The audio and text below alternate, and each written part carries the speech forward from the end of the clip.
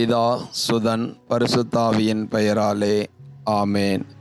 இயேசுவில் எனக்கு மிகவும் பிரியமானவர்களே, உங்கள் அனைவரையும் டிவைன் வாய்ஸ் சேனல் மூலமாக உங்களை அன்புடன் வரவேற்கின்றேன்.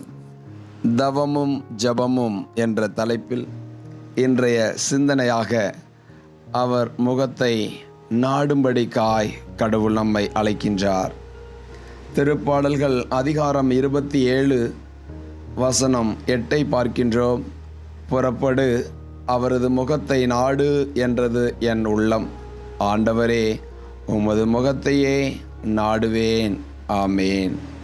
ஏதோ ஆண்டவருடைய திருமுகத்தை ஒவ்வொரு நாளிலும் நாடக்கூடிய பிள்ளைகளாக, அவரை தேடி வரக்கூடிய பிள்ளைகளாக நாம் நம்மை ஒப்பு கொடுக்கின்ற பொழுது கடவுள் தம் திருமுக ஒளியை நம் மீது வீசச் செய்து நம்மை ஆசீர்வதிப்பதை பார்க்கின்றோம்.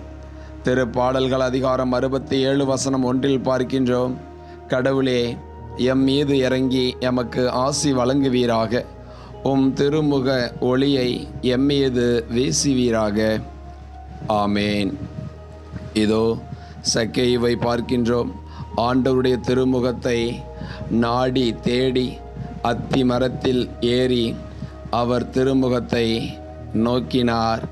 கடவுள் அவரை அழைத்து, சக்கேயுவே, இதோ விரைவில் இறங்கி வா, உன் வீட்டில் நான் தங்க வேண்டும் என்று சொல்லி தம் திருமுகத்தை நாடி வந்த சக்கேயுவிற்கு மீட்பின் ஆசீர்வாதத்தை கொடுத்தார். அதுவரை வாழ்ந்த வாழ்க்கையிலே பாவி என்கின்ற பட்டத்தோடு வாழ்ந்த மனிதன் ஆண்டவருடைய திருமுகத்தை நாடிய பொழுது அதுவரையில் வாழ்ந்த வாழ்க்கையில் பட்ட அவமானத்தை ஆண்டவர் மாற்றி போடுகின்றார். ஏனென்றால் திருப்பாடல்கள் 34 வசனம் 5 சொல்கிறது, அவரை நோக்கி பார்த்தோர் மகிழ்ச்சியால் மெலிர்ந்தனர், அவர்கள் முகம் அவமானத்திற்கு உள்ளாகவில்லை.